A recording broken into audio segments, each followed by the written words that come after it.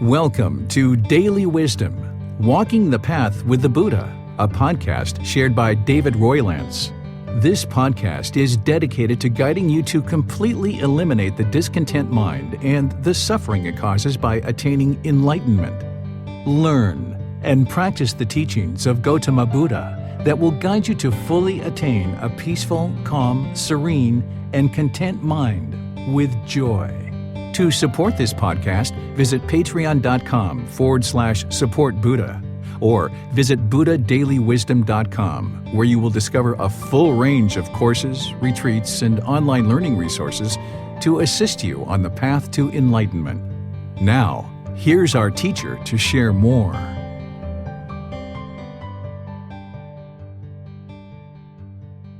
Sawadee Kap. Hello and welcome to Daily Wisdom, Walking the Path with the Buddha. Today is our Pali Canon and English study group, and we're studying the words of the Buddha. We're actually starting a new book today. It's volume 12 of the book series. It's titled Lowly Arts. This is a book that primarily has discourses for ordained practitioners, but there's plenty here in this book that a household practitioner will be able to learn from as well. So welcome to all of you, whether you're joining for the first time or you're joining regularly. The way that we do this program is I invite students in Zoom to be able to read a chapter from our book. Then afterwards, I will share some teachings on that, and then I'm going to open up to any and all questions that you guys might have related to the chapter that we have studied. This program is more like a study group versus other programs where it's more of a traditional style of learning where I teach for 10, 15, 20, 30 minutes and open up for questions and things of that nature. Instead, we do this more as a study group. So if you've read these chapters before class or you're planning to read them afterwards, you're going to get a lot more benefit out of a program like this, because what you have is you have the words of the Buddha, then you have a reference which takes you back to the original source teachings in the Pali Canon, and then you're typically going to have some words from me that are going to help you. Here is just a sentence, but you can see in some of these others, I spend a lot more time helping you to be able to understand how a particular teaching is maybe connected to other parts of the teachings of the Buddha. And that way, you can connect all these teachings and be able to more readily practice them and experience the results of the enlightened mind. Because you wouldn't be able to just meditate your way to enlightenment. You're going to need to be able to learn, reflect, and practice a whole host and a whole collection of teachings that you can't just meditate, that the Buddha taught many more things than just meditation. So this is our first chapter in volume 12, and I'm going to see if there's anybody in Zoom who would like to volunteer to read. All you need to do is electronically raise your hand and then unmute yourself and you'll be able to read. And when we get to the question period, for anybody who would like to ask questions, you can put that into Facebook, YouTube, or Zoom in the comment section, or in Zoom you can electronically raise your hand, unmute your microphone, and ask any questions that way. So is there someone who would like to volunteer to read this first one? Okay, Samantha, go ahead, ma'am.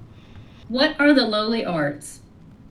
Venerable Sir, whereas some ascetics and Brahmins, feeding on the food of the dedicated, make their living by such base arts, such wrong means of livelihood as palmistry, divining by signs, portents, dreams, body marks, mouse gnawings, fiber ablations from a ladle of husks, rice powder, rice grains, ghee or oil, from the mouth or of blood, reading the fingertips, house and garden lore, skill and charms, ghost lore, earth house lore, snake lore, poison lore, rat lore, bird lore, crow lore, foretelling a person's lifespan, charms against arrows, knowledge of animals' cries.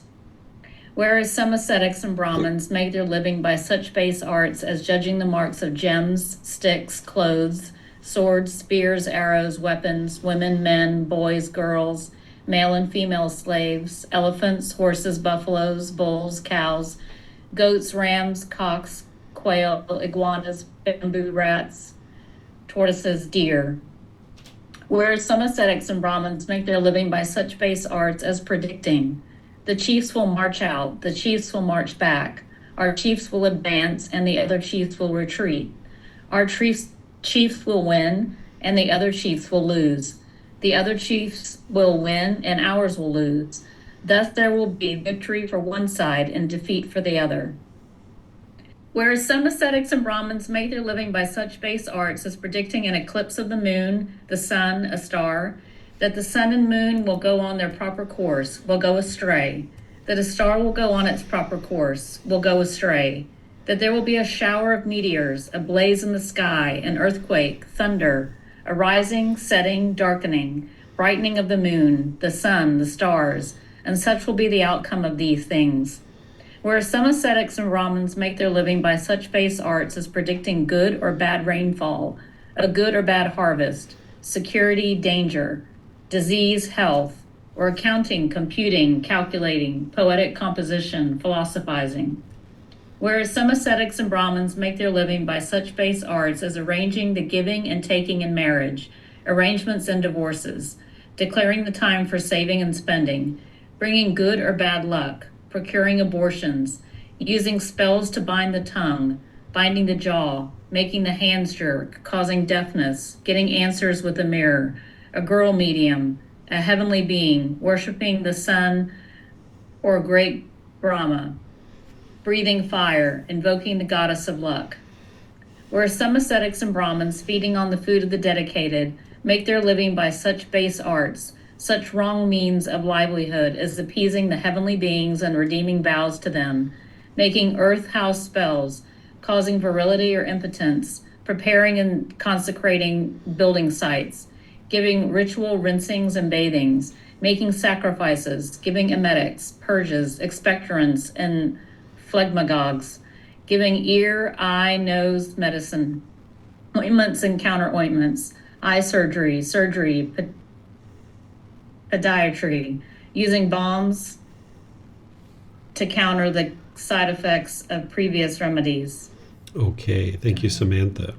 So here the Buddha is getting ready to move into additional aspects of this discourse where he talks about how he doesn't practice these things, and that in order to be an ordained practitioner who's perfected in morality, they wouldn't practice these things either. Because remember, what the ordained practitioners are doing is they're living off of donations. That's what the Buddha is saying here by feeding off the food of the dedicated. They're living off of donations from household practitioners. And now, as those individuals are providing them offerings of food, clothing, shelter, and medical care, what the Buddha was guiding his closest students to do is to develop their wisdom about the path to enlightenment, dedicating their time, effort, and energy towards developing their own wisdom to get as close to enlightenment or as enlightened as possible. And then the way that they then provide support back to the household practitioners is by providing them wisdom that's going to be able to help them progress in their journey to enlightenment.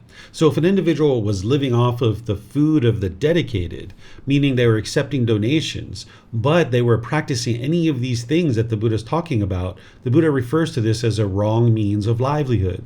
Because essentially it's like they're receiving all these donations from the public, but over here on the side, they're doing all these activities in order to make money. And all these things are actually promoting, in most cases, wrong view, which right view would be to understand the Four Noble Truths and that it's your own mind that's causing these discontent feelings, that it's craving, desire, attachment that's producing those. And as part of right view is to understand the natural law of dhamma, of cause and effect. And that everything that you experience in your day-to-day life is based on decisions that you're making, and then that's going to produce either wholesome or unwholesome results based on whether your decisions are wise or unwise. Where many of these things are rites and rituals and ceremonies and worship and prayer and things like that. So if somebody was living off the food of the dedicated, supposed to be getting to enlightenment, but yet they're over here making money off of something that is promoting wrong view and is completely opposite of the path to enlightenment and helping people to awaken to the wisdom of the natural law of dhamma, they're actually doing things that are harmful to the community. The Buddha talked about this mutual support between the ordained practitioners and the household practitioners. But here, what he's describing is a way that this would not be working well, is that if aesthetics or people who were interested in helping people to improve their life were to do these types of things, it's actually replicating and propagating in the world wrong view, because now people are thinking that it's these things that they need to be doing in order to be able to make their way to an improvement in their life. Now, some of these things are things that household practitioners would do, and it would still be right livelihood. Like, for example, down here, we start hearing the Buddha talking about surgery and things of that nature, like medical fields. As a household practitioner, if they were doing some of these things, this would still be a right livelihood. But as an ordained practitioner, the Buddha taught to give up your worldly life and enter into a life where you're dedicated to helping people get to enlightenment. Because if I was sharing these teachings with you guys, but I had a business over here on the side, well, when you guys call me for help or you need help, I'd be like, oh, I can't help you right now. I'm trying to make this money over here in order to support my family and to support myself. I wouldn't be able to really support a community in making their way to enlightenment. So by choosing to let go of all of that worldly life and fully dedicate my life to helping students, now you're practicing what the Buddha taught, is that you're now able to practice in such a way that you cultivate wisdom and then share that wisdom with others. So as you go through this is directed towards the ordained practitioners, but there's some things in here that household practitioners would actually do, and it would still be a right livelihood. Like right here, like accounting, computing, calculating, poetic composition, and philosophizing. There's no harm in doing that as a household practitioner because you're not living off of the food of the dedicated, right? Or predicting good or bad rainfall, right? This is what a meteorologist would do, right? That's normal. But as a ordained practitioner, living off the food of the dedicated, receiving donations, and then you're doing this thing on the side, it's taking you away from what the Buddha actually guided practitioners to be able to do, which is get to enlightenment as an ordained practitioner or as close to it as possible, and then help others to be able to make their way to enlightenment. So here in this first chapter, it's just explaining what are the lowly arts. These are the lowly arts. This is kind of a low form of practicing some type of livelihood, particularly for an ordained practitioner. Whereas for a household practitioner, it could be much different depending on which ones they are. And you guys are welcome to ask if you see any that you're not clear on of whether it would be wise or unwise for a household practitioner. You can let me know. In chapter 2, it's very similar to what we were just reading, that it's each paragraph that we were just reading, except the Buddha says the aesthetic Gotama, meaning himself, refrains from such base art and wrong means of livelihood. Thus, the worldling, meaning household practitioners, would praise the Tathagata. So this is where he's actually teaching in a way that's not putting expectations on people and not controlling people, but he's just saying, hey, I don't do these things. And because of this, household practitioners praise him. And of course, he doesn't need their praise. He just knows that this is wise for him to not do these things. He refers to household practitioners in some cases as a worldling because they're holding on to the world, being unwilling to let go of worldly things. So this, we're not going to necessarily need to read chapter 2 because it's the same thing that Samantha just read, with the addition at the end of each paragraph of the Buddha just saying, hey, I don't do these things. This is wrong livelihood. And because of that, household practitioners praise me. Then it's the same thing with chapter 3, that when we get down here, the Buddha is basically saying the same thing, which is those same paragraphs that Samantha just read, but he's saying a monk refrains from such base arts and wrong means of livelihood. Thus, he is perfected in morality, right? Because again, if an ordained practitioner is out there living on the food of the dedicated, receiving donations, but yet on the side, they have some kind of business or something like this, particularly if it's promoting wrong view, which some of these things do, many of them do, then you're not actually providing the support that the household practitioners need to be able to get to enlightenment. So I'm going to stop here and see if you guys have any questions on chapter 1, 2, or 3. We can talk about them. That way we don't have to read all of them because it's just a slight difference from one to the other. So if you have questions, you can put that into Facebook, YouTube, or Zoom, or you can raise your hand in Zoom and ask any questions that you like. Okay, I don't see any questions anywhere. So now we'll go to chapter 4. Is there someone who would like to read chapter 4? Okay, Vibhav. The various kinds of pointless talk. Monks, do not engage in the various kinds of pointless talk. That is, talk about kings, thieves, and ministers of state. Talk about armies, dangers, and wars. Talk about food, drink, garments, and beds. Talk about garlands and scents. talk about relations, vehicles, villages, towns, cities, and countries. Talk about women and talk about heroes. Street talk and talk by the well. Talk about those departed in days gone by. Rambling chit-chat. Speculation about the world and about the sea. Talk about becoming this or that. For what reason?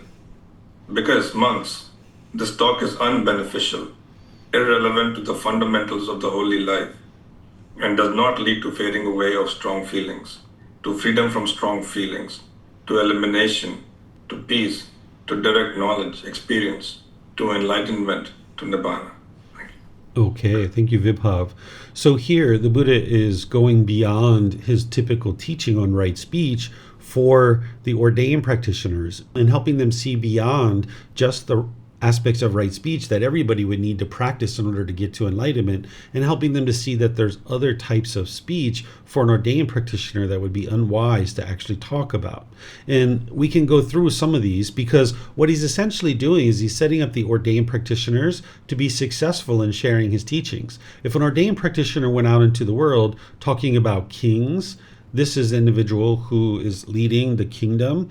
If they went out there and they took sides, whether they like this king or they don't like this king or so forth and so on, there's going to be people in the villages that either agree with you or disagree with you. And now you can't teach all people, because people are going to have one side and think one side and you think another side, and now they're going to be disinterested in learning with you because they're like, oh, that person likes the king and I don't want to associate with them, or that person doesn't like the king and now I don't want to associate with them. So the Buddha taught to not talk about that.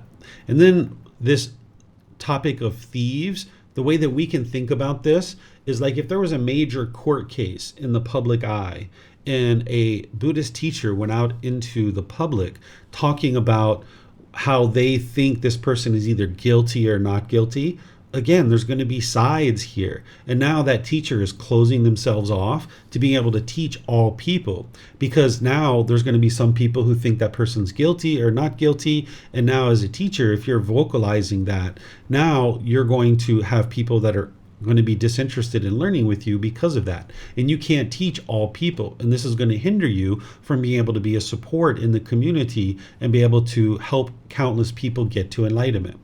This topic of ministers of state, we might think about that like the government or politics. I'm sure you guys have been around or maybe even been involved yourself in conversations about politics, and you can see how that goes. And what happens with that is that people usually have very strong views about politics. And now there's going to be a conflict. Even just two household practitioners talking, sometimes it can be like a fight to death. Right? Because the unenlightened mind functions very much like an animal. Even though they're a human being, the mind functions very much like an animal. And two animals that are disagreeing with each other, they'll fight to death. And human beings will sometimes essentially do the same thing. So if a teacher or if an ordained practitioner went out into the world talking about politics and the government and ministers of state, this is going to close you off to being able to help people.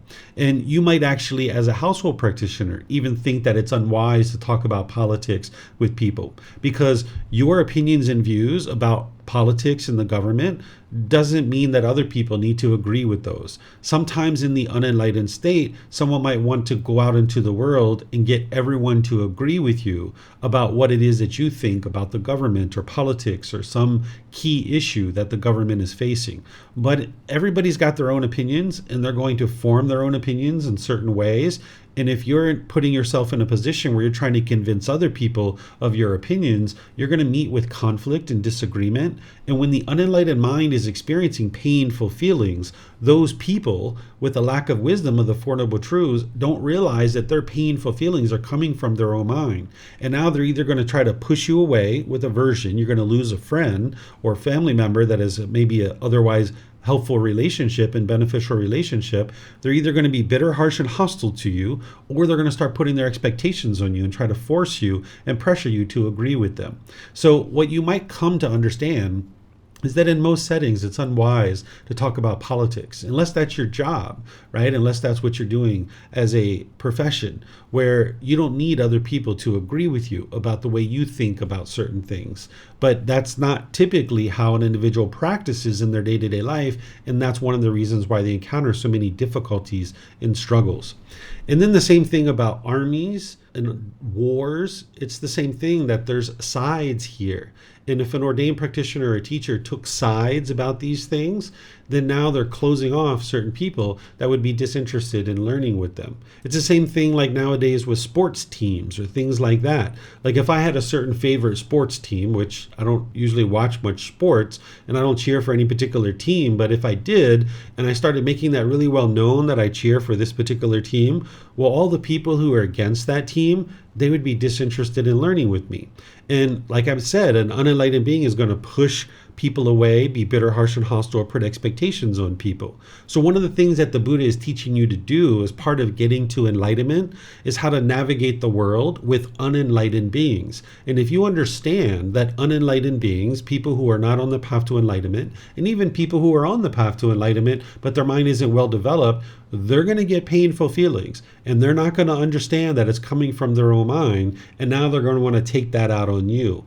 And you would be wise to disregard some topics to even talk about. Even though the Buddha here is talking to ordained practitioners and teachers and helping them to understand what it is that he's helping them to be able to work towards, there's certain lessons here that you can gain and you can glean from this as well.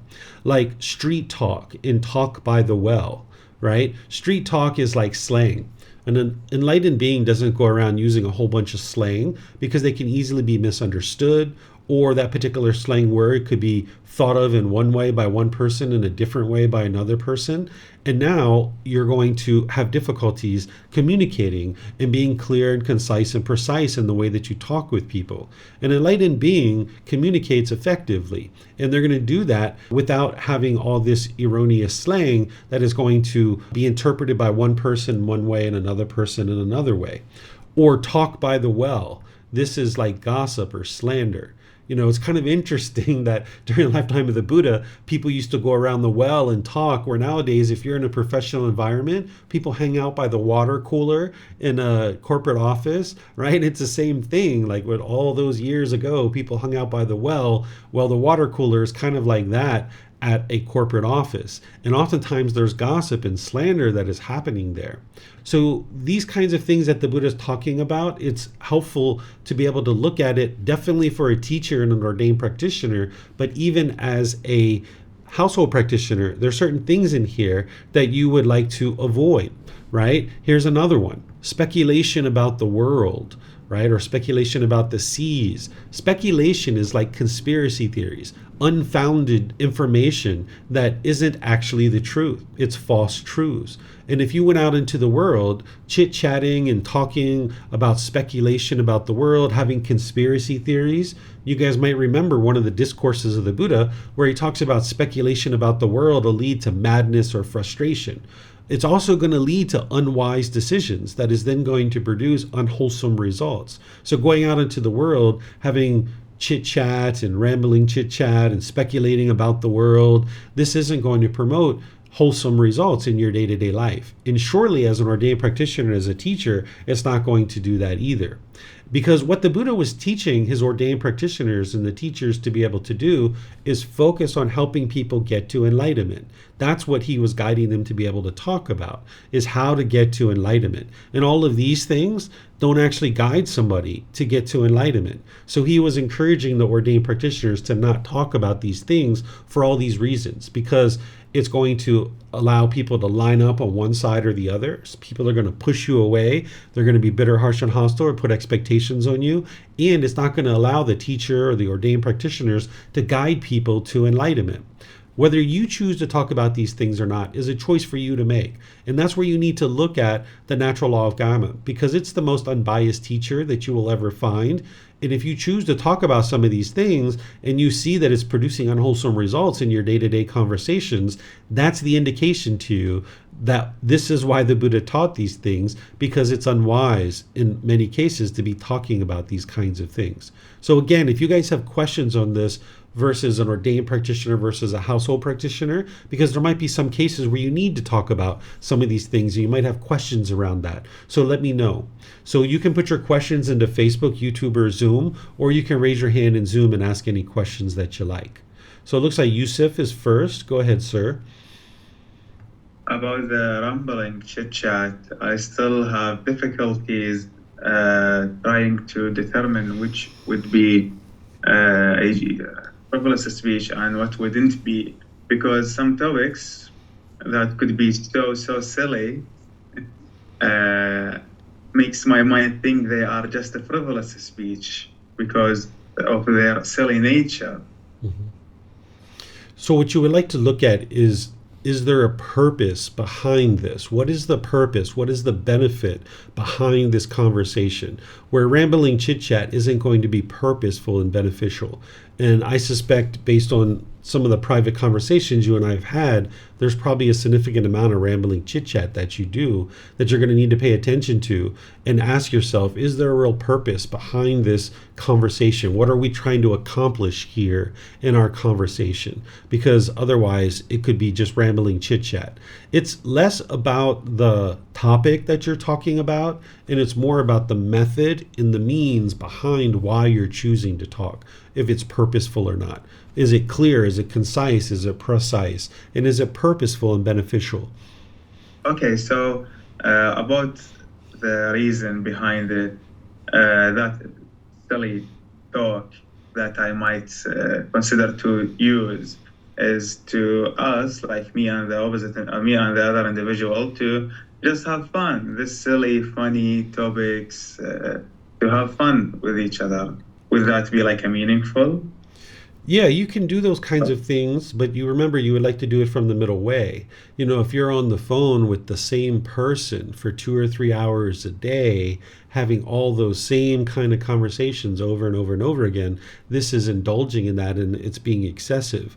Whereas if you never had any conversations that were just fun and, you know, relaxed and enjoyable, then your mind's on the opposite side. So there's a middle way here that you need to be able to strike up, where you're not doing this indulgence in 2 or 3 hours of conversations every day, just rambling chit chat about the same old thing and the same old jokey stuff, where you're not having really any purpose behind what it is that you guys are talking about. Okay, thank you. All right. Looks like Samantha has a question. Go ahead, ma'am. Thank you, Teacher David. I just wondered if you personally have any peers that you would feel comfortable talking to about these different situations, or how you would determine whether someone would be open to talking to you about them. I guess probably you would need to have a fairly good sense that they have a well-developed practice and mind, or would you just, as a rule, kind of sidestep talking about any of this? I don't talk about any of these kinds of things. If somebody brings up these kinds of conversations and these kinds of topics, I will just sit there, maybe listen to them because they're interested in talking about it. And you're not producing any unwholesome karma by choosing to listen to somebody else. Your mind can be fully protected from that. And then if it's a student who needs to talk about it in regards of getting to enlightenment, because sometimes people are like maybe really having a lot of trouble with the war, right? So then I'm going to focus them on how to eliminate craving for the world and all these kinds of things. But we're not talking about the war itself and who should win and who should lose and who's at fault and who's the aggressor. We're not talking about those kinds of things. It's just about how to eliminate the mind's craving for the war. But in terms of like talking about these things, I don't talk about these things with anybody. It's only if a student brings up this topic and then helping them to learn how to overcome their difficulties and struggles with those particular topics. Okay, so you don't have any buddies that you would just sit around and talk about these things? I function the same way around you guys as I do everybody else. It's not like Okay. it's not like there's these couple of people on the side that I'm like in there, like, talking all the slang and the gossip and the slander and all this kind of stuff. Because any amount of unwise decisions is going to produce unwholesome results for you. So if there was like 2 or 3 people on the side that I was like gossiping and slandering with, it's going to produce unwholesome results in your life. By the time you get to enlightenment, your practice is exactly the same, no matter who you're spending time with. You're exactly the same. And that's one of the reasons why your mind is so at ease and so peaceful and joyful, because you're not functioning in one way with one group of people and another way with another group of people. You're just always practicing exactly the same wherever you are and whoever you're with. And that's where your mind can just be at ease, because you don't have to consciously figure out who am I with and how do I need to function and where is this person from, and I don't want to talk bad about their country because it's going to offend them or what have you. You need to be able to get to the point where when you're practicing these natural laws, it's effortless and you're just practicing them the same no matter where you are and what you're doing, no matter what environment you're in or no matter who you're with. It's always the same. Okay. Well, some of these topics are not really, talking about food or drink or garments, like some of these things I feel like would not probably be frivolous or necessarily upset people, but I can see where you just kind of avoid it altogether. I feel like you and I could sit down and have a conversation about food and drink and vehicles and towns we've lived in, and that would be okay. Yeah. Or not. Yeah, it's more like if I were to sit down with you and like, Samantha, oh my goodness, I went to this restaurant and it was so amazing. You've just got to go over there and have this chocolate cake that they've got. Like, this is like a rising craving potentially in your mind if you're not attentive to your mind, right? And Okay. we're not using the time to do what you would really be most interested in, which is getting to enlightenment. We're using our time to talk about this food and drink. So there's no harm in you and me talking about food and drink. Like I mention to people sometimes if they're like, hey, where did you go for lunch? I was like, oh, I went over there. They have some really good fried bananas. Right? And they're like, oh, really? Where is it at? I was like, oh, down the street, turn right, and then you'll see the guy on the left. He's really good at frying up bananas, right? So there's no harm in doing that kind of thing. But if I was to sit there and just go on and on about this and take up the time that we would otherwise be spending to help you get to enlightenment, that's where it becomes unbeneficial.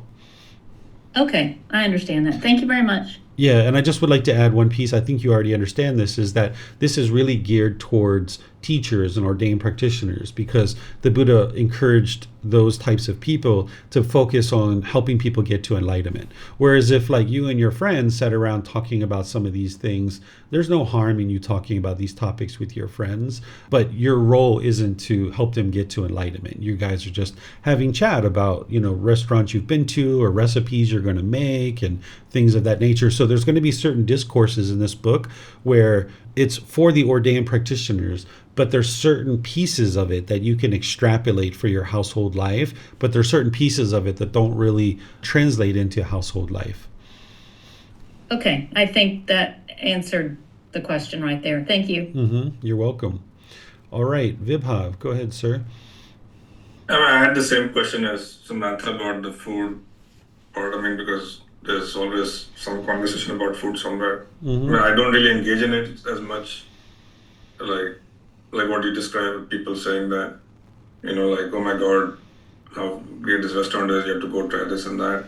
But there are conversation about, people asking for, like, what's a good Indian restaurant to go to. I would just recommend them sometime, or this is a good place to go to or something like that. That kind of stuff is okay, right? To just like... Yeah. There's just we talked about some Indian food that you like, and we talked about, this is really good food and stuff like that.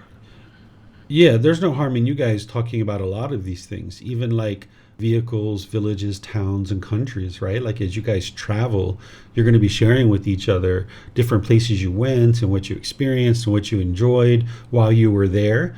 There's no harm in household practitioners talking about these things, but as a ordained practitioner, as a teacher, if we just went on and on and on about all these places we've been and what we saw and how we did and what was there, we're taking up the time that would otherwise be used to help you learn how to get to enlightenment. So the Buddha's helping ordained practitioners and teachers understand how to kind of strip down what it is that they're talking about in order to be able to really focus on the true goal, which is helping people get to enlightenment. But as a household practitioner, you guys are going to be talking about these things, and it's not pointless talk. It's just topics that you guys talk about because your goal isn't to help each other get to enlightenment. This is for people who are actually working to help people get to enlightenment. That's why this last part is here. Okay, I guess one question pertaining to this is, like, I was talking with a friend yesterday. He called me after a very long time, and he basically kind of spent a lot of time talking about a new car he bought. And then so I'm trying to understand, like, what do I do with the situation? Just listen to him. I mean, I did listen to him, and I just put a little bit of my thought into it. Mm-hmm. I didn't like try to stop him from talking or try to change the topic or anything like that. So I just listened to him, what he was saying, and then I just like gave my point of view a little bit here and there. But he spent quite a bit of time on the car and like all the features and how great it is, and it does this, it does that, and like I love this car, all that kind of stuff, like pointless talk, I guess, frivolous talk. And so, what would you suggest we do in that kind of situation? We just let the situation pass, because it is it seemed to me very pointless because I'm just not very interested in that kind of discussion. Yeah, it's up to you. You can't control what other people are going to say. All you can do is control your own mind, and you get to participate in the types of conversations that you get to participate in. It sounds like this person has a certain amount of craving, an attachment to their new car, and that's what they're vocalizing it, right? And there's probably some ego in there as well. And whether you choose to listen to it or not is a choice for you to make. And there's not a right or wrong answer there, because you're not producing any unwholesome karma by choosing to listen to it, because you're not making any decision other than to choose to listen to somebody. And there's no harm in choosing to listen to somebody. The harm would be if you now started having all this craving and you wanted to go out and buy this car, and now you're longing, yearning for that car too. That's where now you're making decisions to move in that direction. So there's nothing you have to do there. It's just you listening to somebody talk. That's all it is. And you just get to decide what types of conversations you're involved in. There was there's a lot of conversation about like a lot of the stuff in this talk, in this discourse. Like he was going on about hated this California, right? Mm-hmm. He hated Texas, or he liked this place, or so there was a lot of this like pointless talk about what his cravings were about, or like his thought were about certain parts of the world or cities or towns or people. Like there was a lot of this pointless talk that he was my I know him for a very long time, so I don't mind listening to him.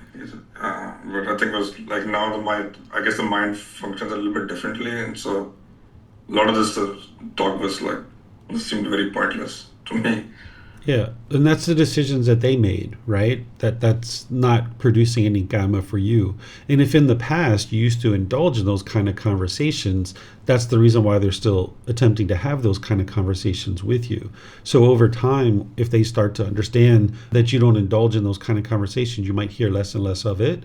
But you shouldn't think that just because they're choosing to talk about these things, that it's necessarily pointless. Because what the Buddha is saying here is these things are pointless because of this, right? Because he's guiding ordained practitioners and teachers to be able to focus on helping people get to enlightenment. It sounds like there was some frivolous speech there and some unwise speech, but that person's speech is producing karma for them not for you. So whether you choose to listen to it or not comes down to a personal choice, and that's a decision for you to make in each situation. But you shouldn't think that just because someone's talking about some of these things that it's pointless talk. So for example, like ministers of state, if somebody was a political lobbyist and that was their profession, they're going to need to talk about these kinds of things in order to earn a living, because that's their livelihood, is to be a lobbyist as a politician, right? So it wouldn't be pointless talk for them to discuss ministers of state. Even if you were a politician, you might need to talk about armies, you might need to talk about wars, right? But as a person who's living off the food of the dedicated and helping people get to enlightenment, the Buddha is saying for that reason, that's why these things are pointless talk. Okay, I guess I was saying this was pointless because he was expressing his like cravings for, or like in a certain direction, like either he hated them or he liked them in a way, in like a very extreme way. That's what I was saying was pointless, but not because there was no real purpose behind that talk, right? It was not like, okay, maybe Californians could do something better, or they could learn the teachings or whatever, right? I mean, improve the economy somewhere, or they would like whatever, something like with more purpose. It was more like a personal opinion on why a certain state or class of people are he hates them or likes them, kind of thing. That was why I was saying that it seemed kind of pointless or frivolous speech. Yeah, as I shared, it sounds like there was frivolous speech. But what I was doing is I was cautioning you not to think that just because somebody was talking about these things, that it is frivolous speech. It's not these topics for a household practitioner that determines whether it's frivolous speech or not. It's the method that you're speaking. So it's not like the Buddha's giving household practitioners an approved list of topics and say, if you talk about these things, it's purposeful speech, and if you talk about these things, it's pointless. He's doing that for ordained practitioners and teachers, but not for household practitioners. Household practitioners, it's not based on the topic of whether it's frivolous speech or not. It's the method and the mode of how you're speaking. So it seems like this gentleman was speaking with frivolous speech, as I mentioned earlier, but I was cautioning you not to think that just because they were talking about these topics, that that's what makes it frivolous speech. Okay, thank you. Okay, let me see if we have anything else. I don't see anything else. So let's go to the next chapter. Is there someone who would like to read this? Oh, you know what? This is actually just like what we just read, except the Buddha is saying that he doesn't do this. Okay, so it's the same thing that we just read, but the Buddha is saying the aesthetic Gotama refrains from such conversation. Thus, the worldling would praise the Tathagata. Right? So this is a way for the Buddha to teach without saying, hey, you should do it this way, or you should do it that way. He's just basically giving a teaching of what he's actually practicing, so people know that, hey, I'm practicing this too. So I don't think we need to read this one. There's a little bit of a difference in the verbiage here, but you guys can sort through that, I'm pretty sure. And notice here he's saying distasteful conversation about kings, thieves, ministers of state, right? All right. So now this is the same thing with him saying that monks that are perfected in morality, they also refrain from these same types of things, right? So this is what he's saying here. So I don't think we have to read this one either, because here he even expands it further, where he says, what essentially an ordained practitioner would be wise to talk about is the Four Noble Truths, right? Because that's what's actually leading to enlightenment. And that's what he's guiding the individuals who are feeding off of the food of the dedicated to focus on teaching, not all this pointless talk. You have a question, Vipav? Yeah, I have a question on I guess practitioners, like even though we are household practitioners and we are making a path or our way towards practicing morality and moral conduct and all these things more closely, would we also not try to be in the same, like closer to what Buddha thought that the ordained practitioners should practice itself? Not Is at, there like a fine line where we've talked about a lot of the moral conduct and morality, like how to like what we should be practicing on a day-to-day basis. So is there some point that you would cross? listeners and teachers to be able to understand how to perfect their morality so that they can be very successful in their livelihood, right? He's giving guidance about, hey, if you're interested in being this teacher that's going out into the world and teaching massive numbers of people and guiding them to enlightenment, you're going to need to refrain from this type of talk because you're going to need to talk about things like the Four Noble Truths and all these other teachings. And if you take sides with governments and armies and wars and big criminal cases, you're not going to be able to teach everybody, and you're not going to be successful out there teaching.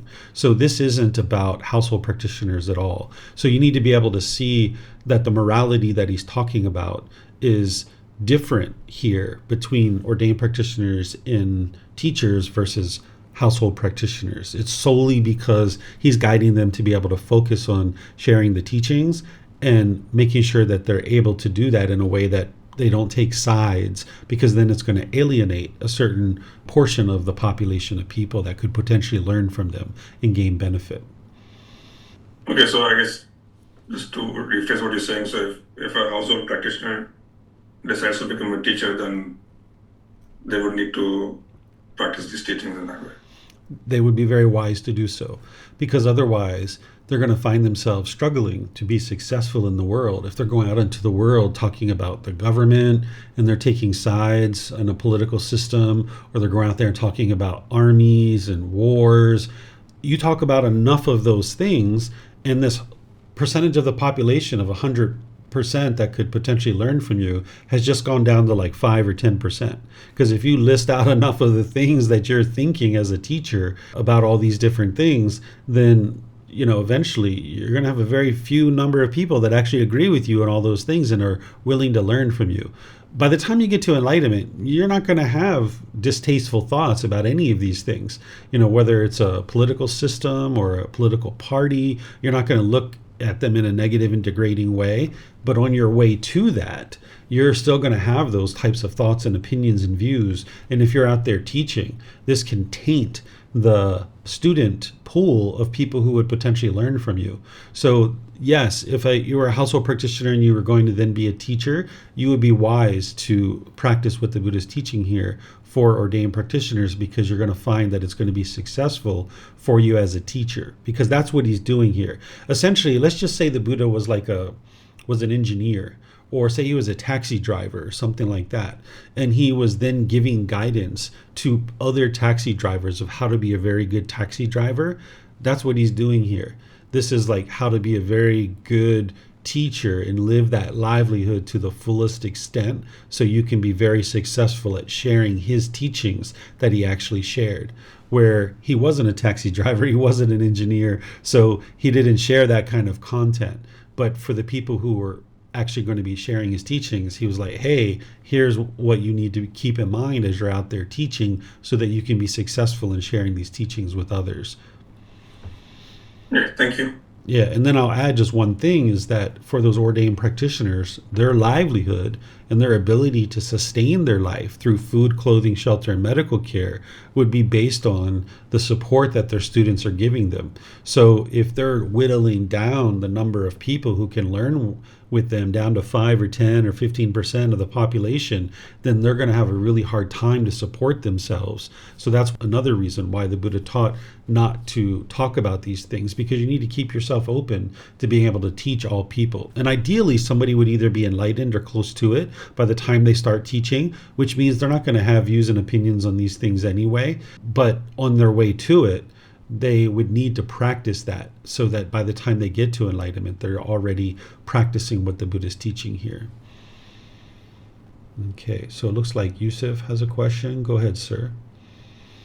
Teacher, I was thinking a little bit about that rumble and chit chat, and I think I realized that the reason I continuously ask you about frivolous speech and how I don't fully understand it is because of my like some cravings for talk and some other cravings for different stuff. Because if I were not to have those cravings, I would not be looking continuously to understand what the frivolous speech means, and I can just like naturally mess around, say some silly things here and there, and have some serious talk here and there without the continuous asking for the meaning of frivolous speech. Because I noticed that my question was about me using a frivolous this silly speech or funny speech all the time, which would not be the middle. So it is, I think, a sign for me having a craving to use that frivolous speech. So I keep asking to know it. Two things like fighting with each other: the craving to use a frivolous speech and the knowledge that it is unwise. Yeah, you're going to need to see enough of how you're experiencing unwholesome results or unwholesome karma as a result of your frivolous speech, because then you'll know the truth for yourself. And I think you're already starting to see that because of some of the things you've talked about, where you're having these conversations. You get at the end of the 2 or 3 hours and it's just like, what do we even just talk about? Like, this was all so pointless. And if you think about all the other benefit that you could have produced in your life with that 2 or 3 hours, that would have been so much more beneficial to move your life forward than to spend these 2 or 3 hours per day having all this frivolous speech. So you need to be able to see that what you're currently doing is unwise, it's producing unwholesome results.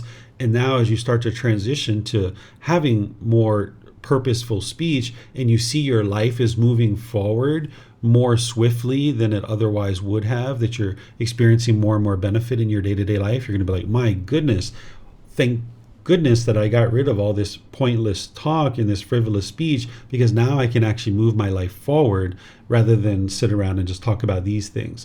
But at the same time, you need to have some conversations where you're having fun with people and you're joking and all this kind of stuff. You can do that kind of stuff. You just need to find the middle way with it, because it seems like you're maybe indulging in that in too much to this point. And, it makes sense for I don't know how old you are now, 20, 21, 22-year-old boy, to be able to do those things to a certain degree. So you're going to just need to be able to see how unwise it is and now just scale that back and get to the point where you can practice the middle way with it, where you still have fun, you still enjoy, you still have uplifting conversations, but you're not indulging in it for 2 or 3 hours a day every single day, but you're applying effort and energy towards moving your life forward.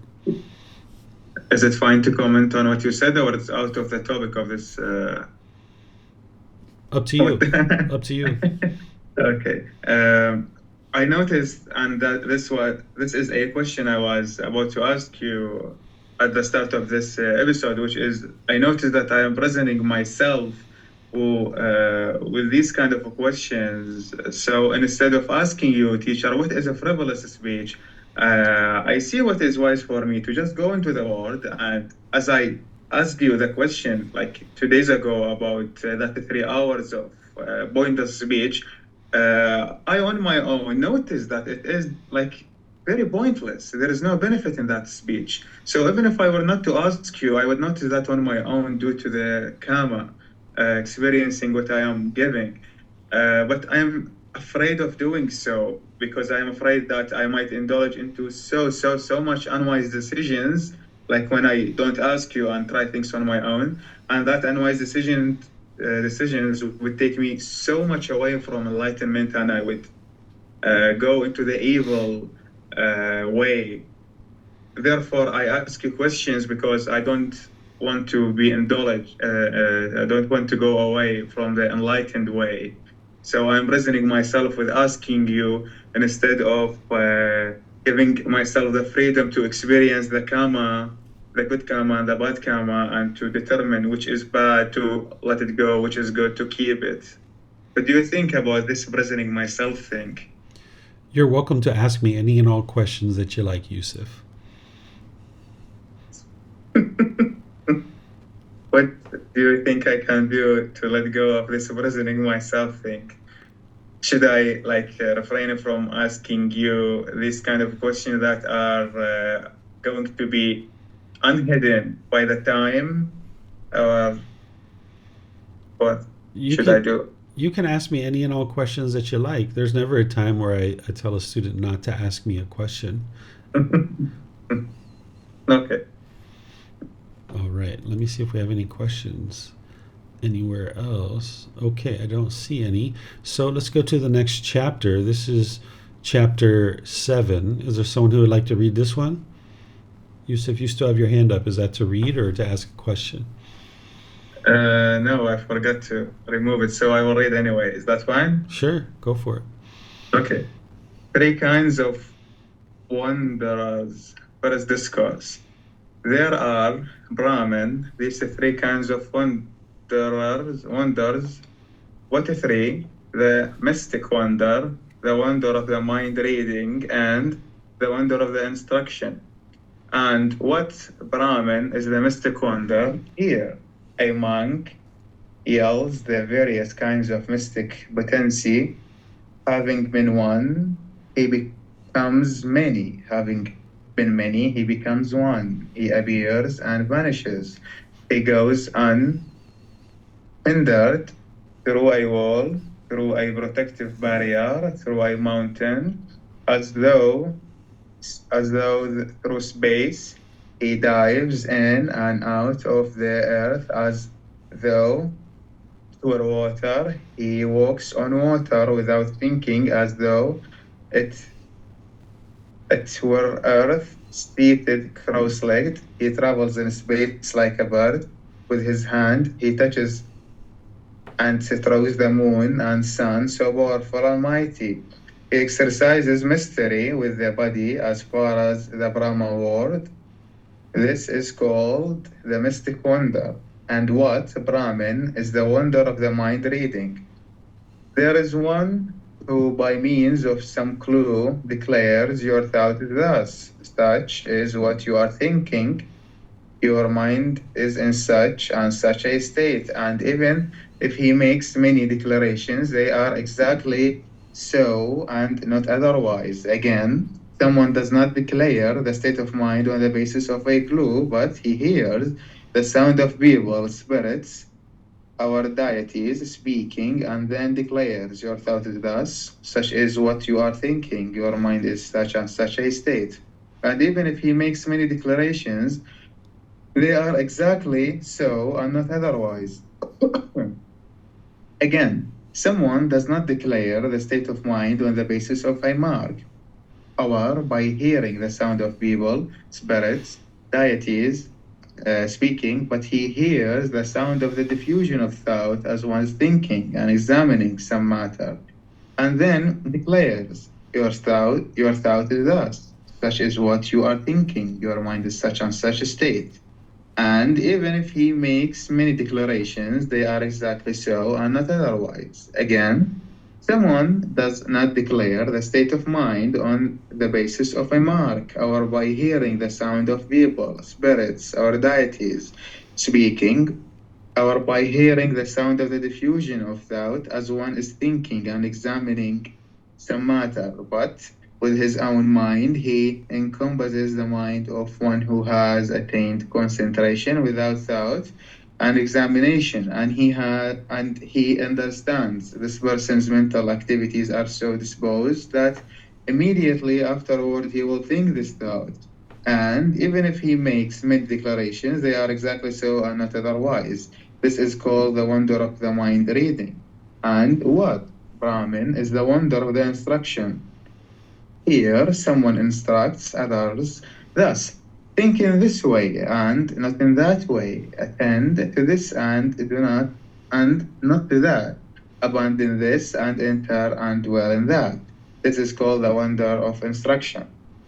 Okay, thank you, Yusuf. So here, what you're going to see is the Buddha is describing these 3 things that an ordained practitioner, someone who's progressed on the path to enlightenment, might actually be experiencing. This first one, I've never actually seen. I don't know that this is true, but I don't know that it's false either. This, the Buddha is referring to as the mystic wonder. This is essentially like performing a miracle and be able to do these kinds of things. I've never witnessed this, so I can't really speak on it. But if people were doing that at one time, what you're going to be able to see from the words of the Buddha is that he says he doesn't do these kinds of things. Same thing with this mind reading, where you can actually read somebody's mind and then tell them what they're actually thinking. Eventually, you're going to see that the Buddha says that he doesn't practice this. A Buddha does practice being able to observe someone's mind and the pollutions that are in their mind and then help them with teachings to be able to eliminate those pollutions. But in terms of just saying, hey, I know what you're thinking and here's what you're thinking, you maybe experience this on your way to enlightenment. As your mind becomes more awake, you might actually be able to read the thoughts of other people, but you're going to need to be able to make sure that you're not inserting yourself into those people's lives and telling them that you have this special ability, because the mind's conceit can overcome you and overpower you. So even though I've seen this and I've experienced this, it's not something that I would do. It's not something that the Buddha does, where you actually tell people that you know what they're actually thinking. Instead, what you're going to see the Buddha talk about is this wonder of instruction. He considers it to be a real wonder, meaning almost like a miracle, even though it's not a miracle, it's just an ability that one has, is to be able to actually instruct people on the path to enlightenment. And he describes it as this wonder. And what you're going to hear him say is that that's what he practices, is guiding people to enlightenment. So if you ever are able to accomplish any of those other two, it's important not to cling to it. And it's definitely important not to make money at it. It's definitely important not to show it off to other people, but instead to stay focused on getting to enlightenment and not clinging or showing off about those things, because that would actually not allow you to experience enlightenment. So the Buddha talks about how he has this wonder of instruction, and that's what he actually practices. You're going to see this when we get to future discourses. So let me know what questions you guys have here. Looks like Yusuf has a question. Those of you guys that are online, you can put that into Facebook, YouTube, or Zoom, or you can raise your hand in Zoom if you like. When you see how others think, how does it appear in your mind? It appears as your own thought, and you know that it's not your own thought, because if you have mindfulness, you know what your thoughts are and what they aren't. So when you come in contact with somebody else and you start having thoughts that are beyond what you typically think, then you know it's actually coming from the other person's mind. Do you have a light switch, like you can turn this on and off, and like when I am speaking to you, can you read my mind now? No, it just happens by itself. You don't turn it on and turn it off. It just happens automatically. And there was a period of time where this was going on for many months for me, and I didn't cling to it. And then that ability kind of diminished, where at one time it was very strong and very profound. So that's why as you're making your way towards enlightenment, if you notice this quality coming up, it can be really intriguing. It can be really interesting to know other people's thoughts without them telling you. But you need to be careful not to cling to it, because if you cling to that or you try to make money at it, then when it's gone, your mind is going to have difficulties during that period of time, and you're not going to be able to get to enlightenment if you cling to it. So this particular quality can come and go, and it's not something that you can really turn on. It either happens or it doesn't. Is it an evil quality? Like, I don't know, that being Mara gives it to you to take you away from the enlightenment? Like, why would it fade away when you let go of it? It's not an evil quality. It's just a quality that is impermanent. Just like a lot of the things that you experience on the path to enlightenment, they are impermanent. So if you were to base your livelihood off of reading people's minds, let's just say you could do that for 5 years, 10 years, 15 years, and now you're making all this money from it. But then when it's gone and you're no longer able to do that, now you don't have any skills or abilities to make money any other way, because you've been doing this for so long that you didn't pay attention to your career and develop any kind of hard skills that you could actually market in the world. So the Buddha teaches you to not cling to this, because any kind of clinging to anything is going to produce discontentedness and hinder you from enlightenment. But he also teaches you not to make money from these kinds of things. And this is the reason why, because it can come and go. Okay. All right, looks like Samantha has a question. Go ahead, ma'am. Thank you. Just as a follow-up to Yusef's question, is it actually reading someone's mind that you're able to do, or more interpreting, say, their actions and realizing perhaps what they're going through or what they're thinking just based on patterns? What the Buddha's talking about here is actually knowing somebody else's thoughts that's what you can actually get to. But that's not the goal of the path. That's why you shouldn't set your sights on that. And you may or may not experience this in your journey to enlightenment, but some people do. So it's knowing people's thoughts. The other thing you're talking about looking at someone's actions and be able to know what they're going through, this is something separate. And then there's also being able to observe people's pollutions of their mind too. The more you understand your own pollutions and what those pollutions produce in terms of your moral conduct, when you see other people having similar moral conduct as what you once did, you'll know what fetter that's actually coming from. But again, you would be unwise to just kind of like step in and be like, hey, you've got this and you've got that, and this isn't something you're interested in doing. But you'll know, like when you go to a cashier, for example, and they're being bitter and harsh and hostile and they're rushing around and talking aggressive with people, you'll know like, wow, this person has a lot of sensual desire and ill will, and you'll see their conceit, but you won't look down on them, you won't judge them, you just know what is true reality. That's part of what the Buddha says when he talks about how by the time you get to enlightenment, you understand true reality, that you can see things as they truly are. That, like, let's just say in the past, before you know this path, if you stepped up to a cashier and all of a sudden they started talking harsh and bitter and hostile to people around them, someone might feel guilty and shameful, like, wow, maybe my presence calls them to do this. Where if you understand true reality, you know that that's not the case, and you won't experience any guilt or anything like that in that situation, because you know that that person's mind is causing that itself.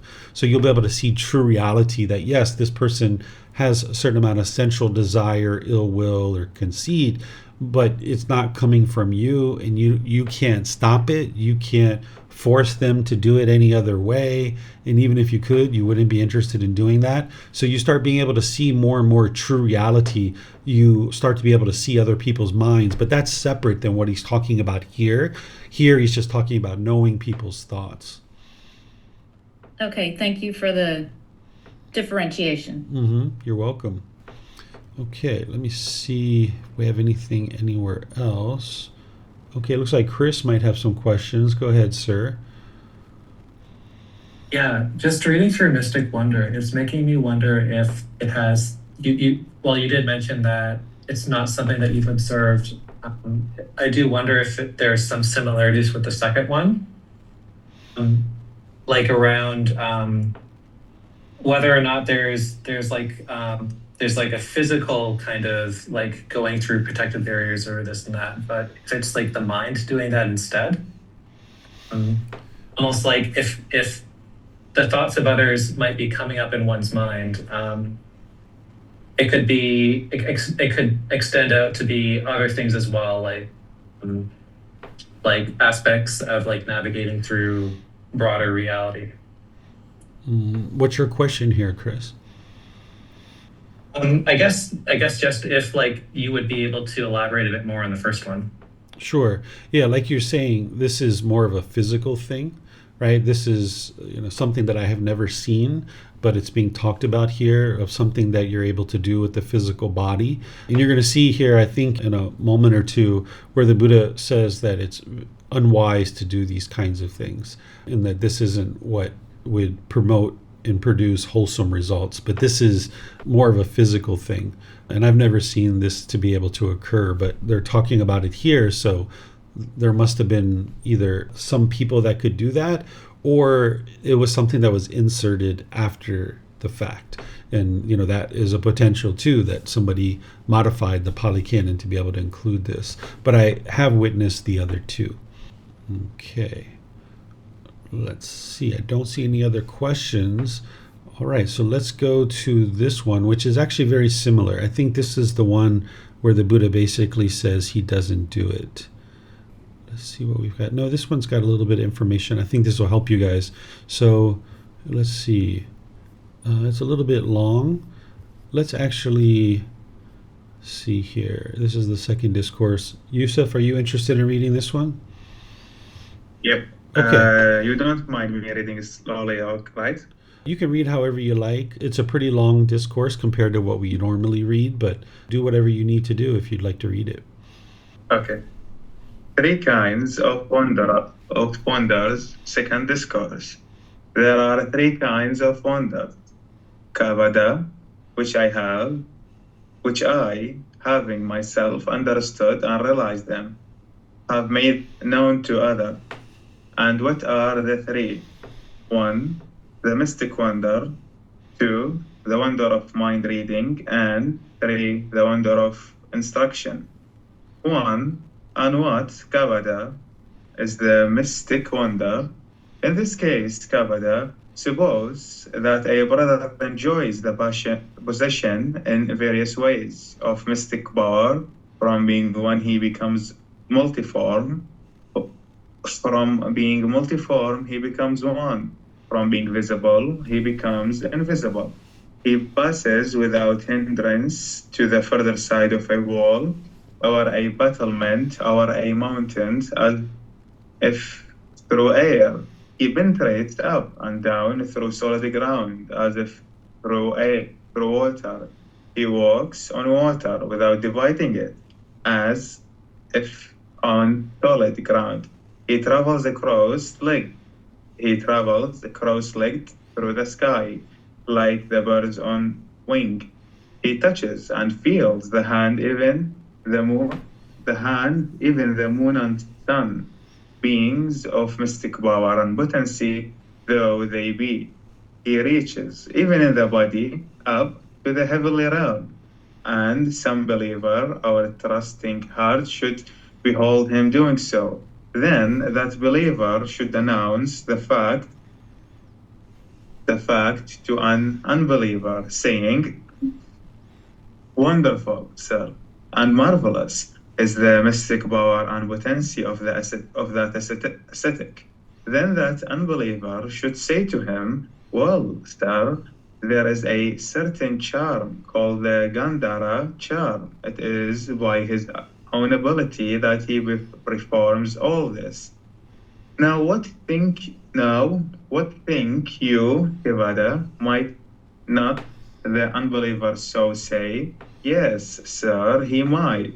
Well, Kevada, it is because I perceive danger in the practice of mystic wonders that I disagree and refrain from, and am reluctant to perform. And what, Kevada, is the wonder of mind reading? Suppose, in this case, Kevada, that a brother can make known the heart and the feelings, the reasoning and the thoughts of other beings, of other individuals, saying, "So and so is in your mind." Excuse me.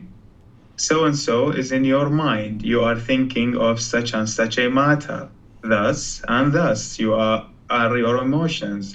And some believer of trusting heart should see him doing so. Then that believer should announce the fact to an unbeliever, saying, "Wonderful, sir, and marvelous is the mystic power and potency of that ascetic." Then that unbeliever should say to him, "Well, sir, there is a charm called the jewel charm. It is by his own ability that he performs all this." Now, what think you, Kevada? Might not the unbeliever so say? "Yes, sir, he might." Well, Kevada, it is because I perceive danger in the practice of wonder of the mind reading that I disagree and refrain from, and am reluctant to perform. And what, Kevada? And what, Kevada, is the wonder of instruction? Suppose, Kevada, that a brother teaches thus, reason in this way, do not reason in that way, consider thus and not thus, get rid of this disposition, train yourself and remain in that. Kevada is what is called the wonder of instruction. And further, Kevada, suppose that a Tithagata is born into the world, one who has one truth, Arahant, a fully awakened one, abandoning in wisdom and goodness, joyful, who knows all words, and suppressed, as a guide to humans willing to be led, a teacher for gods and humans, a perfectly enlightened one, a Buddha. He, by himself, thoroughly knows and sees, as it were, face to face this universe, including the worlds above of the gods, the Brahmas, and the Maras, and the world below with its ascetics and Brahmins, its princes and people. And having known it, he makes his wisdom known to others. The truth, lovely in its origin, lovely in its progress, lovely in its completion. Thus he proclaim both in the spirit and in the letter, lovely in the letter, the higher life does he make known in all its fullness and in all its purity. A householder, or one of his children, or a man of inferior birth in any class listens to that truth, and on hearing it he has confidence in the Tathagata, the one who has found the truth, and when he is possessed of that confidence, he consider thus within himself. Full of hindrances is household life, a bath for the dust of passion. Free as the air is the life of him who has renounced all worldly things. How difficult is it for the man who dwells at home to live the higher life in all its fullness, in all its purity, in all its bright perfection. Let me then cut off my hair and beard, let me clothe myself in orange-colored robes, and let me go forth from the household life into the homeless life. Then, before long, renouncing his portion of wealth, be it great or small, leaving behind his circle of relatives, be they many or be they few, he cuts off his hair and beard, he clothes himself in orange-colored robes, and he goes forth from the household life into the homeless life. When he has thus become an ascetic, he lives self-restrained by that restraint that should be biding on an ascetic, uprightness in his delight, and he sees danger in the least of those things he should avoid. He adopts and trains himself in the precepts. He encompasses himself with wholesome deeds in actions and speech. Pure are his means of livelihood. Wholesome is his conduct. Guarded the door of his senses. Mindful and self-possessed, he is altogether joyful. And how, Kevada, is this conduct wholesome? If you need a break, Yusuf, just let us know. No, unneeded, but I was thinking how long this sutta is. Yeah, it's a long one. In this, Kevada, that the monk, putting away the killing of living beings, abandoning the destruction of life, the stick and the sword, he has laid aside, and reluctant to roughness and full of mercy, he resides compassionate and kind to all creatures that have life. Kevada, this is called the wonder of instruction. With his mind thus serene, made it pure, translucent, cultured, free from evil, flexible, ready to act, firm and imperturbable, unable to be upset or excited, calm, serene, he directs and bends down his mind to the wisdom of the destruction of the deadly fluids. He knows as it really is. This is disconnectedness. He knows as it really is. This is the cause of disconnectedness. This is the elimination of disconnectedness, and this is the path leading to the elimination of disconnectedness. He knows as they really are. These are the deadly fluid. He knows as it really is. This is the cause of the deadly fluid. He knows as it really is. This is the elimination of the deadly fluids. He knows as it really is. This is the path leading to the elimination of the deadly fluids to him. Thus, knowing, thus seeing, the mind is set free from the deadly poison of craving, is set free from the deadly poison of anger, and from the deadly poison of ignorance, unknowing of true reality. In him, thus set free, there arises the knowledge of his liberation, and he knows rebirth has been destroyed. The whole life has been fulfilled. What had to be done has been accomplished. After the present life, there will be no beyond. Just Kevada, as if in a mountain, past tense, there were a bowl of water, clear, translucent, and serene, and a man standing on the bank, and with eyes to see, should perceive the oysters and the shells, the gravel, and the pebbles, and the shoals of fish as they move about or lie within it. He would know this bowl is clear, transparent, and serene, and there within it are the oysters and the shells, and the sand and gravel and the shoals of fish are moving about or lying still. This kevada is out. This kevada is what is called the wonder of instruction. So these kevada are the three kinds of wonders I have understood and realized myself and made known to others. I don't think I will ever read anything this long again. Well, think about the I Buddha. couldn't read it. Think about the Buddha teaching it, right? Like he recited this, right? Like he said it from his mind. So if you're having challenges reading it, think about how wise he was to be able to actually speak it, right? And then, Teacher, I was thinking if I were to inhale some oxygen, I will cut all the oxygen in the world, and all of you will die because I was not able to breathe. Okay. And then also think about the people who remembered it and then documented it, right? This is like how you can see the depth of the wisdom of the Buddha. Okay, so here it's the same three wonders that we were talking about earlier, but what you're getting is some more detail here, where if somebody is performing this particular wonder, where someone is physically changing, and there's a person there who is aware of the path to enlightenment and they're practicing it, and then they see this person doing this mystic wonder, and then they go and talk to somebody else and they explain to them that, hey, this is what I saw happen, and this person isn't on the path and they're not learning the teachings, then what the Buddha is saying is that person's going to attribute that mystic wonder to this charm, that, oh, it's because of this certain charm that that person was able to do that.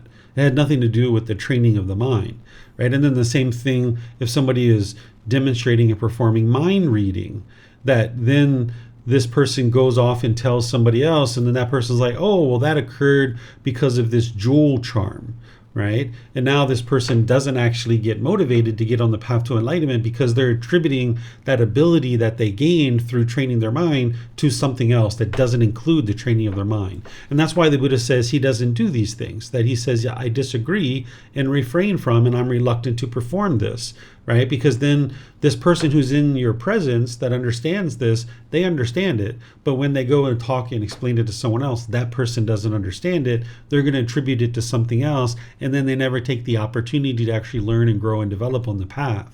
But if you're practicing the mystic wonder of instruction, now you're actually helping people to get to enlightenment. And that's what the Buddha actually teaches. Because now if you share a teaching with someone and then they go and share that teaching with someone else, now they can get benefit from that, right? Where the other two, there was no benefit for that third person, right? So the Buddha is going through and explaining this to you in this particular way.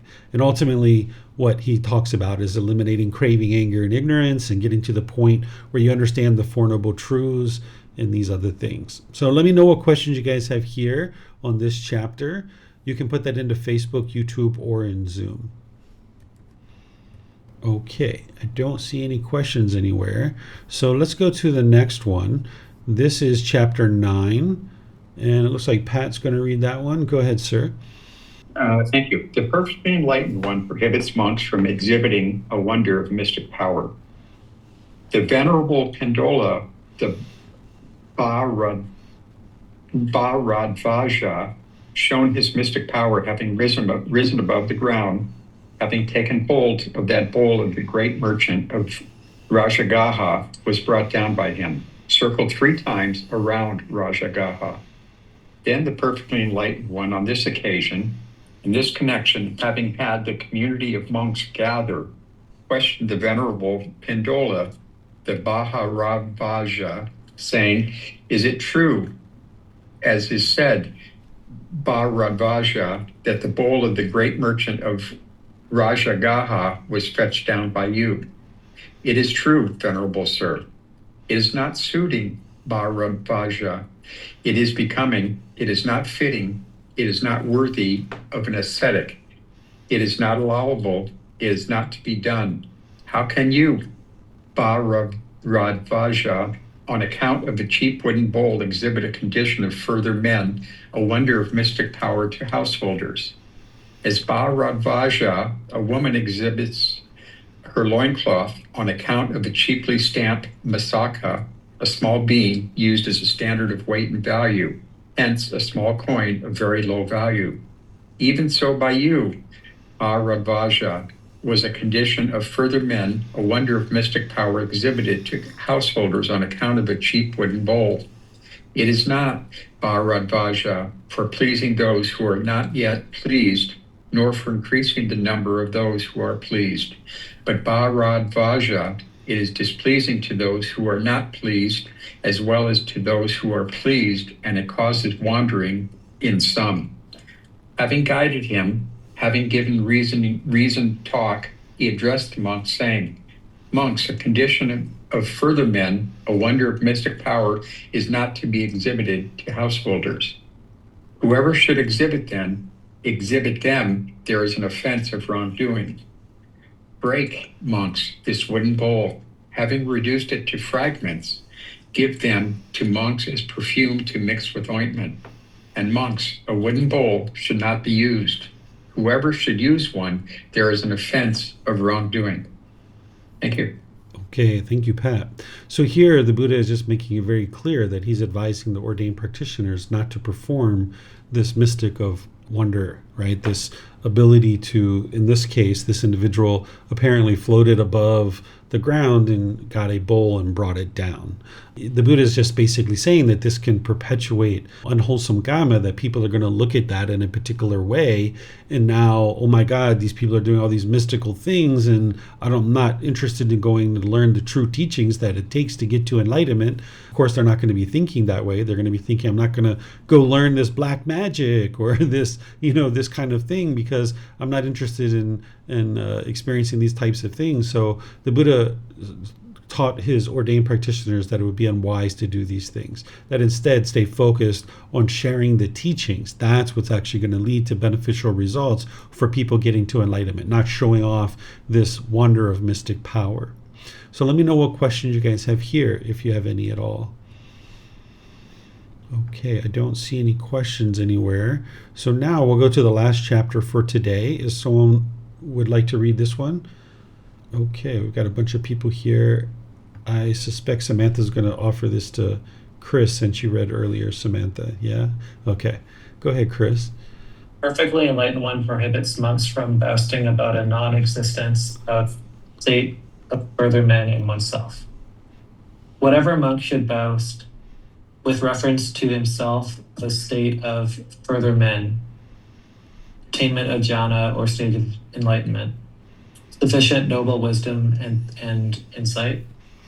So not knowing it fully and saying, this I know, this I see.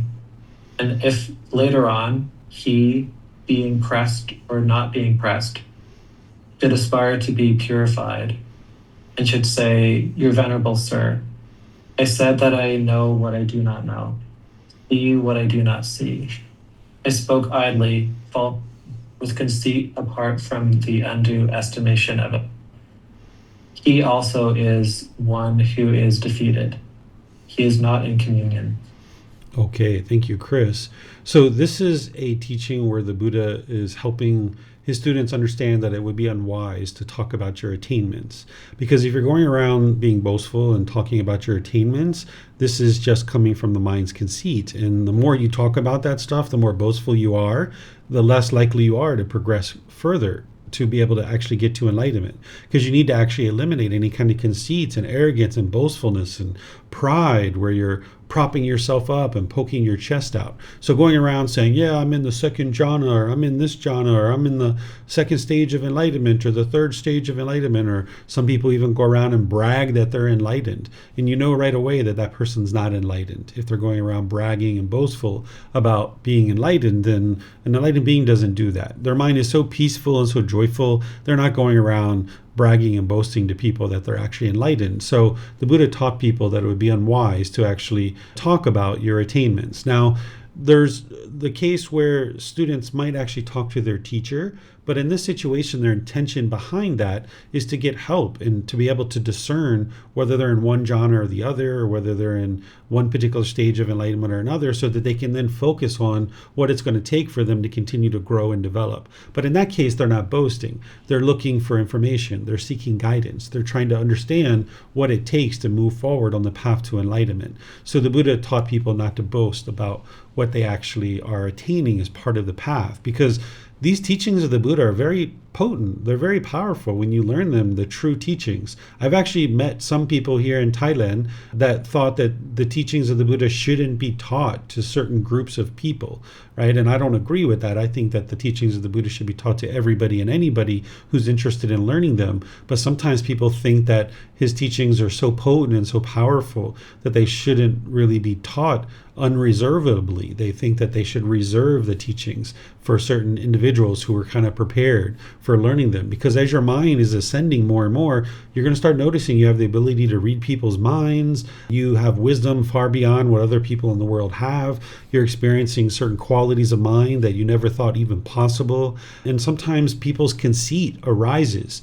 You know, I've seen this where people have gotten into the jhanas or even into the first or maybe second stage of enlightenment, and their conceit is arising, right? So you've really got to pay attention to that as you're progressing on this path, that your mind's becoming more focused, more concentrated, more clear. And the very people who are helping you accomplish that, you might actually start having conceit and thinking that your mind is more enlightened than them, and you might actually push them aside. This is why the Buddha taught that teaching about residing like the newly arrived bride, right? Because the newly arrived bride, when she first shows up to her in-laws' house, she might be very kind and polite and warm and gentle. But then after living there for a period of time, she lets down all of her defenses, and now all of a sudden she's pushing her in-laws away and her brother-in-laws and sisters-in-laws, and feels like, what do you guys know, right? She's kind of like gotten too comfortable in this position. And this is not only going to happen with potentially a bride, but it can happen with a groom too, right? Well, the same thing can happen with a new student, that a student can be learning and growing and developing. They can be a year, 2 years, even 3 years into their development, experiencing all this improvement to the condition of their mind. And the very people that are helping them to be able to accomplish that, this person's conceit can arise and think, what do you know? Because they think that their mind is so awake, right? But in reality, it was those people that helped them, that teacher and that community that helped them to be able to get to that. And now by pushing them away, it's unfortunate because that person isn't going to be able to make any further progress on the path to enlightenment. So it's important to always reside humble. One of the things that I teach students is, even when your mind is enlightened, don't convince yourself that the mind is actually enlightened. Just always and forever be going through life, being attentive to your mind, cultivating wisdom. And if at any point you see any discontentedness, stamp it out and apply the teachings of the Buddha to be able to do that. And of course, if you're having discontentedness, the mind's not yet enlightened. But even when it's 1 year, 2 years, 3 years that your mind isn't experiencing any discontentedness, there's plenty of wisdom to cultivate beyond the path to enlightenment, and just dedicate yourself to always cultivating wisdom, and that's going to help you to be able to progress forward in life, and never convincing yourself fully that the mind is actually enlightened, because then that's where the conceit can arise, and if conceit's arising, you're not actually enlightened. So let me know what questions you guys have here on this chapter. You can put that into Facebook, YouTube, or Zoom, or you can raise your hand in Zoom and ask any questions that you like. So it looks like Chris has a question. Go ahead, sir. Yeah, just a small question. The reference here to the Pali Canon is, I haven't seen it before. It's a bit unusual to me. Are you able to share a bit about where it came from? I don't have that off the top of my mind, but if you take this and put it into Google, it should come up. If you can't find it, just let me know and I'll find it for you. Okay. I don't see any other questions anywhere. All right, so what I'm going to do then is just end class here by thanking all of you guys for joining. I appreciate your interest in learning and growing and developing on the path. And next week, we're going to be in the next 10 chapters, chapters 11 through 20. And remember, if you're reading these chapters either before or after class and you're reading the words that I share, you're going to get so much more benefit out of this program because you're going to be able to see the things that I'm not teaching. Because in a class like this, I can only teach so much. So I'm not going into the same level of detail that I put into the books. So feel free to read those. You guys know that you can get them on our website. You can take them and go print it. You can get it on Amazon, or you can get them at the temple. And then tomorrow in our group learning program, we're going to be in chapter 13 of volume 1, which is titled Identifying Cravings, Cultivation and Analysis of the Mind. This is where I'm going to go in and teach students how to almost surgically remove certain cravings, desires, attachments in the mind. And then at the temple, each Sunday at 6:30, I'm doing meditation in the main hall. So if you guys are in Chiang Mai and you'd like to come join in with some of the other members of the community, we're doing meditation and just a question and answer period. And oftentimes students are going out afterwards for food or walking through the market because there's the Sunday night market right there. And then at 9 p.m., I'm teaching at the temple now rather than from home. So if you are interested in learning at the temple at 9 p.m. on Sunday nights, you're more than welcome to do that. And of course, I'm live streaming both of these classes, so there's that ability for you as well. And then on Wednesdays, I'm doing the meditation and then opening up to any and all questions at 9 a.m. and 9 p.m. So thank you all for joining. Thank you for your dedication to learning and growing. And as you need help, feel free to reach out. I'm here to help you. Take care and be well. Have a lovely and wonderful rest of your day. Sawadee ka. Thank you for listening to this podcast. To provide support for this podcast, visit patreon.com/support Buddha. To access more teachings, visit buddhadailywisdom.com.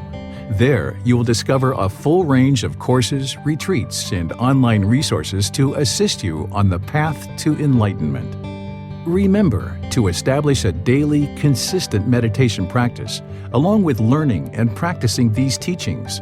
A well-developed meditation practice is the foundation in which to train the mind to attain enlightenment.